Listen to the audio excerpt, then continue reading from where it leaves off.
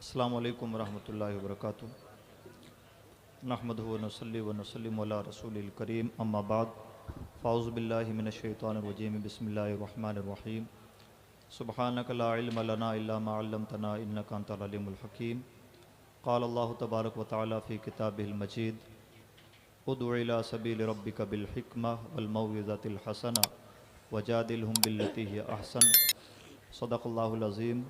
इन्नल्लाह व मलाइकतहु युसल्लूना अलन नबी या अय्युहल्लज़ीना आमनू सल्लु अलैहि व सल्लिमू तस्लीमा।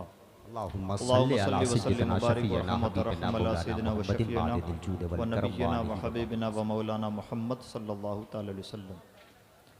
मोहतरम बुज़ुर्गों और दोस्तों, हम सब निहायत खुश नसीब हैं कि उर्स जलालतुल इल्म में शरीक हैं और इस इल्मी माहौल में, इल्मी फ़ज़ा में निहायत मोतबर हस्तियों की सरपरस्ती में यहाँ पर बैठे हुए हैं। अल्लाह हमारी हाज़िरी को कबूल फ़रमाए आमीन। और जो काबिल अमल बातें यहाँ से पेश हों उन पर हम सब को अमल पैरा होने की तौफ़ीक बख्शे। आमीन। अभी जमात अहले सुन्नत के नौजवान आलिम दीन हज़रत मौलाना हसन नूरी गोंडवी साहब ने एक दुखती रग पर हाथ रखा और इस वक्त पुराने फितनों के मुकाबले में जो फितना शिद्दत के साथ उभरा है उस फितने की निशानदही की और इस बाबत हमें अपनी ज़िम्मेदारियों का एहसास दिलाया।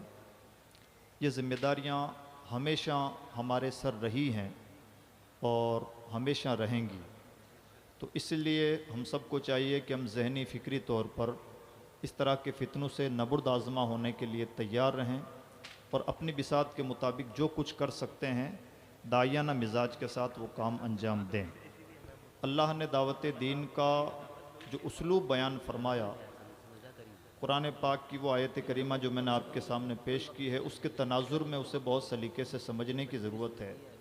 अल्लाह ने अपने रास्ते की तरफ बुलाने के लिए इरशाद फरमाया, उदउ इला सबील रब्बिक, ए इंसान अपने रब के रास्ते की तरफ बुला।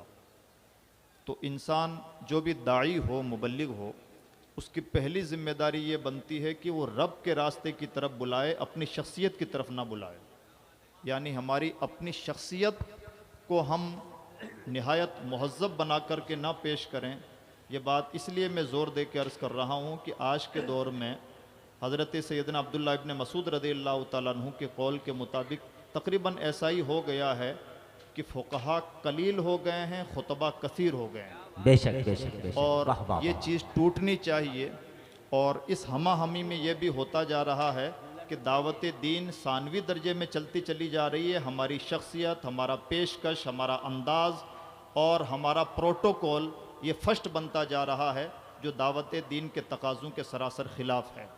अल्लाह ने इरशाद फरमाया, उदउ इला सबील रब्बिक, अपने रब के रास्ते की तरफ बुलाए। और रब, अपने रब का रास्ता, ए इंसान तेरे रब का रास्ता। तो जब हम दावत दीन दें, लोगों को अल्लाह के रास्ते की तरफ बुलाएं, तो उस वक्त हमारे अंदर और ज़्यादा खुशू खुजू पाया जाना चाहिए और अपनायत का एहसास पाया जाना चाहिए कि हम किसी का काम नहीं कर रहे हैं, मेरे अपने रब का मैं काम कर रहा हूँ। वाह वाह वाह। सुभान जितना अल्लाह। यह तसव्वुर पुख्ता होगा दावत दीन में, उतना दर्द पाया जाएगा। और इसका बेहतरीन एग्जाम्पल है हुजूर हाफिज़ मिल्लत। जिंदाबाद जिंदाबाद। नहायत अजीम एग्जाम्पल हैं हज़रत मुफ्ती आज़म हिंद अलैहि रहमा। बल्कि उन्हें लोग कहते थे कि हुजूर आपके लिए इस तरह के आराम का इंतज़ाम ना किया, जलसे वाले गाड़ी का भी इंतज़ाम ना कर सके, तो जवाब मिलता, गाड़ी का इंतज़ाम तो दूर, उनकी मेहरबानी की जमा होके मुझसे मेरे महबूब की बातें सुन रहे हैं। सुभान ये अल्लाह। मिजाज उस वक्त पैदा होता है जब बंदा रब को अपना रब समझे। और उसके बाद में अल्लाह ने इरशाद फरमाया, बिल हिक्मा, हिकमत के साथ बुलाया जाए। जब रब के रास्ते की तरफ दावत देना है तो दावत के लिए बोलना होता है, लेकिन बोलने से भी पहले रब ने जिस बात का हुक्म दिया, जो तरीका बताया कुरान पाक में, वो हिकमत बताया। बोलना बाद में है, उससे पहले समझना, अक्ल का लेवल, हिकमत और दानिश्वरी है। और ये एक अहम तरीन चीज़ है।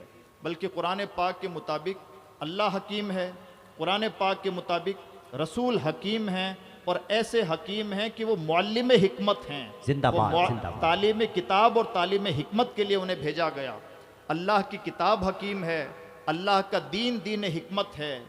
और हिकमत मोमिन का ऐसा गुमशुदा माल है कि जहाँ कहीं भी मिल जाए मोमिन को उसे उचक लेना चाहिए। बेशक। यानी एक मोमिन का हिकमत से निहायत गहरा रिश्ता होता है। मुझसे तलबा ने भी सवाल किया कि प्रॉब्लम्स तो बहुत सारे हैं, प्रॉब्लम का हल क्या है? प्रॉब्लम का सिंगल हल अगर हम अल्लाह की किताब की रोशनी में देखना चाहें तो हिकमत है। यानी हालात क्या हैं, हालात के अकॉर्डिंग हमें खुद फैसला लेना है। और अगर हमारे अंदर हिकमत है, समझबूझ है, दानिश्वरी है, दीन को गहराई के साथ हम समझते हैं, तो खुद ब खुद हम किसी एक अच्छे नतीजे तक पहुंचेंगे और वो काम अंजाम दे लेंगे जो हमें दे देना चाहिए था। उसके बाद में अल्लाह रब्बुल इज़्ज़त ने मौइज़त हसना की बात की। यानी मौइज़त हसना भी बाद में है। पहली बात तो मौइज़त हसना ही होनी चाहिए, जारिहाना अंदाज नहीं होना चाहिए। जारिहाना अंदाज से, सख्त लहजों की तनकीद से किसी की तनकीद तो की जाती है, तबलीग नहीं की जा सकती। बेशक, बेशक। और यही वजह है कि जारिहाना अंदाज की वजह से सुन्नियत का दायरा तंग तो हुआ है, उसका जो तवस्सो था वो तवस्सो कहीं ना कहीं गायब होता चला गया है। लिहाजा एक बार फिर हमें इस्लाम को उसकी हिकमत बालिगा के साथ समझना है। लेकिन मौइज़त हसना से भी पहले अल्लाह ने जिस चीज़ को पेश फरमाया, बोलने से भी पहले, वो है हिकमत। और जब इंसान के अंदर हिकमत होती है तो इंसान हालात के अकॉर्डिंग पॉलिसी बना लेता है। हर अहद में एक लाठी से नहीं हाँकता, तमाम ज़मानों में एक ही तरीका नहीं अपनाया जाता, जिंदाबाद, जिंदाबाद। तमाम मंदुबीन और मदऊबीन के सामने एक ही लहजा नहीं अपनाया जाता। और ये मौइज़त हसना भी इतनी अजीम तरीन चीज़ है कि अल्लाह अलीम व ख़बीर है, सब कुछ जानता है कि फ़िरौन किसी सूरत कलिमा ना पड़ेगा, लेकिन उसके बावजूद भी हज़रत मूसा और हारून अलैहिस्सलाम, दो नबियों को उसके पास भेजा गया और हुक्म यही दिया गया है, जानते हुए कि किसी भी सूरत वो दामन इस्लाम से वाबस्ता ना होगा। अल्लाह ने फरमाया वक़ूला लहू क़ौलन लय्यिना, वो ईमान लाए ना लाए उसकी किस्मत, दाई की जिम्मेदारी तो ये बनती है कि उसका लहजा ये अल्लाह रब्बुल इज़्ज़त का कलाम बता रहा है। जिंदाबाद, जिंदाबाद। आज के दौर में हम सबको, चूंकि ये एक इल्मी फ़ज़ा है और कई बार ये जो स्टेज हैं ये मशाकी की जगह बन गई हैं, ये प्रोटोकॉल की जगह बन गई हैं, ये गोया कि नाजो अंदाज की जगह बन गई हैं, जबकि ठेठ दावत की जगह थी। इसलिए अजीज़ दोस्तों, ये जो उसलूब अल्लाह की किताब ने पेश फरमाया है, तीसरे दर्जे में इरशाद फरमाया, अगर कहीं मुजादले की नौबत आज भी जाए तो वहाँ पर भी हुस्न ज़ाय नहीं होना चाहिए। यानी तुम्हारा हुस्न तो तुम्हें बरकरार रखना है, तुम्हारी संजीदगी और मतानत और इल्मी एंगल तो तुम्हें बचा के ही रखना है, हालात चाहे कैसे भी हों। और जब दाई इतना कुशादा ज़र्फ़ होता है और इतना दानिश्वर और हकीम होता है तो हालात मुश्किल से मुश्किल हों वो भी साजगार होते चले जाते हैं। और इसका बेहतरीन एग्ज़ाम्पल है मक्का की सरज़मीन, जो सरज़मीन 13 साल तक मुसख्खर न हुई, बहुत ज़्यादा मुसख्खर न हुई।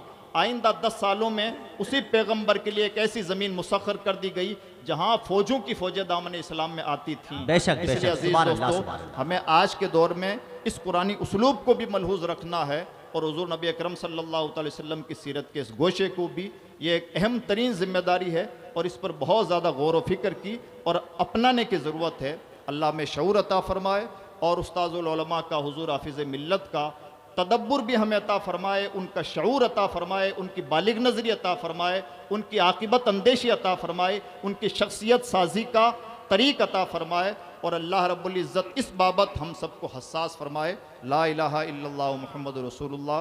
अस्सलामु अलैकुम व रहमतुल्लाहि व बरकातुहू।